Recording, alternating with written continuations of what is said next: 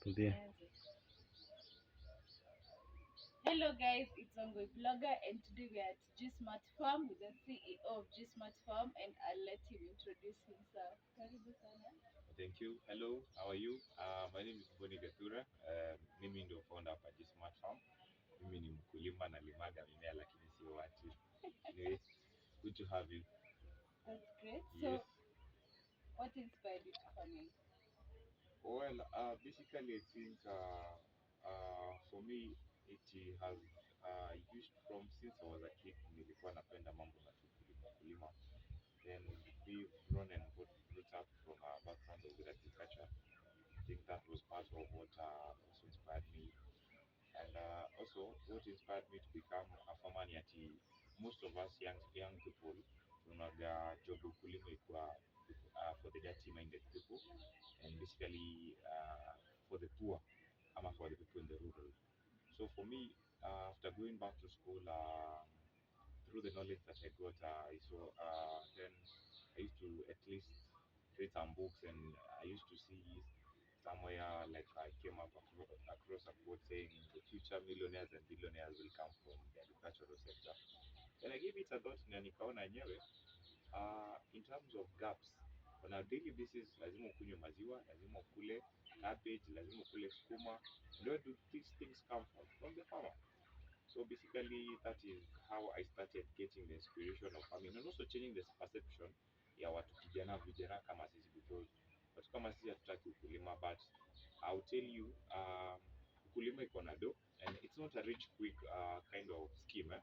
You have to trust the process. So part of my inspiration is changing the perception and that also mentoring youth to join the sector because of the big gap that is there and also capacity building a new generation that embraces agriculture. Because as well as Najua, agriculture is the backbone of our country's economy. Yes. What did you study in school? Nilisomea what we call clearing and forwarding. Anyway, I pursued the bachelor degrees of business economics and food industry management. Yes. Of course it too. Yes.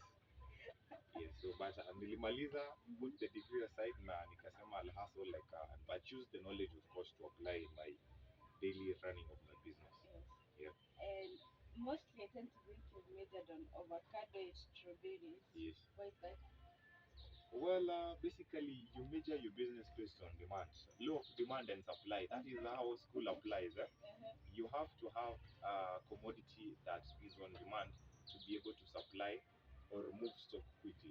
So that is part of the reason why majorly I have majored on avocado. We know avocado farming is one of the lucrative, become the lucrative sector in the modern times. Then for the strawberry, it's very good for cash flow because on a daily basis, you people eat fruits, aside from passion and other fruits. So strawberry is part of fruits, and people consume fruits on a daily basis. So that is demand on a daily basis. Okay, Yes, that's so that nice. is why I have strawberries. I normally supply them locally. I'm not even able to meet the demand locally, which is a good thing. But in the near future, planning on extending to a bigger, maybe greenhouse, yeah, so that I can do locally and also export maybe. Oh, that's nice. Yeah. That's good to know. The benefits of these, the strawberries and the avocados and stuff. Well, the benefits of first of all therapy. When I wake up every morning and I see the beauty of this, that is therapy. If I was stressed and I come strolling, what we call in agriculture scouting, it makes me feel good. Second of all, of course, they earn me a living. Eh? If I wake up on a daily basis from the strawberries, I maybe do like 10 packets. That's 1,000 bob if I wake up. Oh, wow. And aside from now avocado, during the long race, I have demand from clients that they want to establish orchards and everything. So normally here we do propagation for people who want to do orchard establishment. So basically it's like a cash flow income economy around here. Yes. And how do you plant the strawberries? I've Do they planted. have seeds or something? No, they don't have seeds. What we do is called runners, and you can see here down here. This is what we plant. They're called runners. So runners, they are part of like what do we call them? Circuses that grow out of strawberry For real? plants. Yeah? So that we remove them. We either pot them, or now if we have like a sparrow gardens that is bare without the strawberries, we remove the circuses. Then we plant them so that now they can generate and bear fruits. This is what is a spiral garden. Yeah. Hivi venye imezunguka. So I can just get this and maybe plant. Yes, sure, sure. That is how we started. We actually started with three. Yeah. And with time, as time was going by, we went on growing, growing, growing. Now I mean, to the tune of, I think, 17 sparrow gardens. Yes. And then there's some sticker around. Come on, sijui kama unaona. But you shouldn't pluck. Na ukiingia kwa hii shamba, the temptation that is there. Well, basically, that is how you're controlling that temptation. Because if you come around, you feeling like you want to pick it, but you have to remember at the end of the day, it's business. Yeah. It is not. It has not been kept or grown there for aesthetic value or to make you feel happy. Yeah. It is business. So normally have those process because sometimes when the visitors come, you know how people are rational in making decisions. You just come and pick. So now that is really not how we would want it. You Yeah. yourself, do you find yourself like every morning you're picking the fruit and or No, for me, I don't even fun fact. I don't normally have the urge. for real? Yes, I don't normally. I would even recount how many times I've eaten the strawberry. I normally maybe when I'm picking maybe eat a few, but really not Daily basis. yeah, not a craving Daily for meal. my side here. Oh, Yes, okay. I understand if you are a lady things would be very bad. I'm tempted to. Okay, I'll ask later because it's a weird question. Uh-huh. Then how is the market flow like for the orchid plants? Well, Which one has the high demand between the strawberries and the avocados? well, both of them have demand, which is why I told you first of all you always have to put commodities that have high demand, then make sure that your supply is consistent. Yeah, and it's not outrun by the demand. So for both of them, they both have demands and they are different capacities, and they have targeting different clients. If it is strawberries, the biggest target is basically mothers who have kids, because now kids love strawberries. In marketing, you always have to know who is specifically your market. When it comes to avocado, basically people who are investing in avocado industry who are establishing orchards. Now those are the kind of people I target. Yeah. And then where do you get your seeds for the avocados? Well, for the avocados, I normally contract people, my local people, like some form of like influencer, where they go and source seeds. Then they come, I buy them at the price shilling like one per seed, 1 shilling per seed. Yes, that is how the business is as of now. So Wow. normally, before we start on the propagation season, which now after we close season, we're going to start on around August. I will have people doing what we call a search for the avocado indigenous seeds from local markets, maybe local kiosks where we have fruit parlors. So they get the seeds, they come, I buy them, then we start the propagation. Yeah, yeah. And like those avocados they've already grown, do Yes. you like talk to someone else like do you plant what is it called? I No, don't understand. no. What basically is done once you grow an avocado, there's a process that once it gets to a certain feet of around, let me say 3 feet, there's a process called grafting or top working, where now we breed the indigenous and the Hass. Then we graft, we put a tape on it, then we put it in a shade environment so that it can recover. And then once it recovers, now the the, the the place that is done the cutting has healed. Now you have foliage released from now it becomes a grafted variety. So Yeah. between that and this one, isn't those like These ones are experience? yet to be these ones are yet to be cut. These ones have been Oh. cut and you can see whatever I'm saying. We have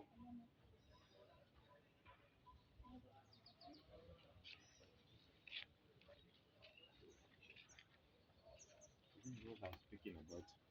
So you see after binding with the tape, then now it has healed and now the food and transpiration part is taking place. And we have the foliage here. Yeah, so And basically, this part of what we call grafting on top one. so there's a time you'll remove the tape and Yes, then it will be, yeah. Once we remove the tape means it will be ready for planting. Yes. so So you that is what sort we'll be selling. oh Yeah. and easy how much? We sell it, there's 150 to 50 depending on clients because now in the market we have different categories of clients. Yeah, Of so course. you all don't want to lose them as a company. You want to put them umbrella, but every like you yourself, you have your different tastes and preference or your niche. So we have 250 and 150. But Yes. there's no difference really. Well, there's a difference. Uh-huh. Yes, in terms of quality hardening. So that is maybe a topic for another day. We'll explain about that. Yeah. Yeah. And if you were to do it to form something else other than strawberries and avocado, what else would it be? Well, there's a lot that you can farm. The one thing that I normally have to do is what we call research, because research is what you need to do first before you go venturing into something new, because it entails a lot of risk. You have to do evaluate risk assessment, see the pros and cons, go to people who have been farming it. They will tell you this is maybe where they failed, this is what you need, this is what you expect. Yeah. So basically for me, if I was to farm, I would only continue farming avocado And strawberries. and strawberries. Oh wow, okay, that's nice. Yeah. And what is the creativity of making having a small land and doing all this? You've planted a lot of avocados and there's just a lot you've planted in a very small area. Well, there's something that is called economics. How economically can you use your land? So, see, people normally tend to have the notion that you have to have a big piece of land Yeah, like to make acres. acres to make quite quite some substantial amount of money. So at the end of the day, you always should you can always use your small space in a very creative way and in a very economical way, maximally to achieve maximum production. So here I would surprise you at how much you would make with this piece of land, but I will not give you the amount because due to security reasons, Security will purposes. not get there. But it's a good figure. Yeah, yeah. Yeah, that we normally in every production season we normally target a very nice figure, and we are always at least almost getting there. Okay. Yes, because now back then we used to get money and reinvest. We didn't have a nursery and everything. So right now we are at the stage that business is growth. It come from making losses to stagnating then to profits. Yes, and the true business has to be like that. There's no day you wake up business and you start boost profit. Yeah. Yeah. So basically, a small piece of land only needs creative mind so that you can use it economically. That is why part of what I learned in economics is what I am applying here. How economically can I use this small piece of land to get 10 maximum production? Yeah. Uh, what what are the main challenges you face like doing this farming? Well, there's a lot of challenges in business. You'll keep on learning on every day, and part of business growing is failure is almost 99%.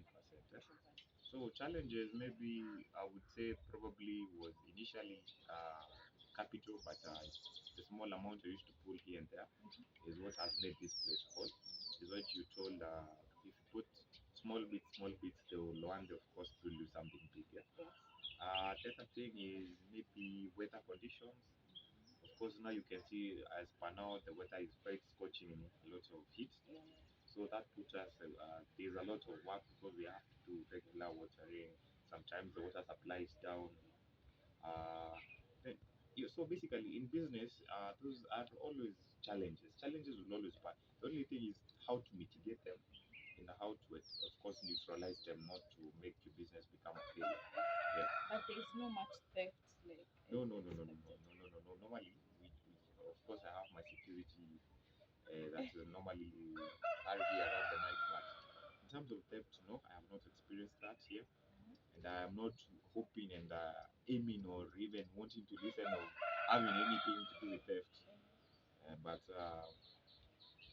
I mean, this is a safe place, so business is thriving in a safe environment. Of course, business will thrive. Oh, okay. Yeah. And how? Okay. What's the size of a pyramid? Actually, we don't have one. I'll show you later. Uh-huh. How much? Like, tell us the prices of buying the pyramid. The avocado you've already told us, but buying the strawberry and stuff. Well, strawberries locally we normally pack them in pallets and we sell them at 100. But it's only because here we're selling them locally. Sometimes you also have to study the potential of your market. Because if I was to sell 200 here, it would be ridiculous. Means I would not be able to move stock. Yeah. So normally sell at 100. Yes, but if it was in Nairobi or another town, maybe do 150, 200. Now that factors in logistics and place also market location too. Yeah, but normally we sell them here at 100 market price. So if you're around, you can pass by and have some juicy, tasty strawberries from just Mart Farm. Okay. Yes. Is it true strawberries? Hii swali hata haitoki kwa mdomo. Is it true that strawberries are activating honey fruits? Well, not that I know, but there's a lot of conspiracies about so many things. But unless it is proven scientifically, it remains to be a conspiracy. Yes, we have science deals with facts. So unless it is very factual and it has been proven scientifically, I think it's just a conspiracy. We are yet to see if But it's proven. the ones who maybe have knowledge about it can enlighten us. I tend to think it is. I don't know. But Well, yeah, I'm only hearing that now, but for real maybe. it is. Even from Google, Google lists it as number 3. So I have only had maybe what I could say, what maybe people relate that is maybe how sometimes it is used. In terms of in terms of romantic issues, you'll find somebody with the putting the strawberries, strawberries yeah, and yeah, yeah, everything. on the I picture. mean, they have an aesthetic value of maybe love, and probably that is what people attribute it to.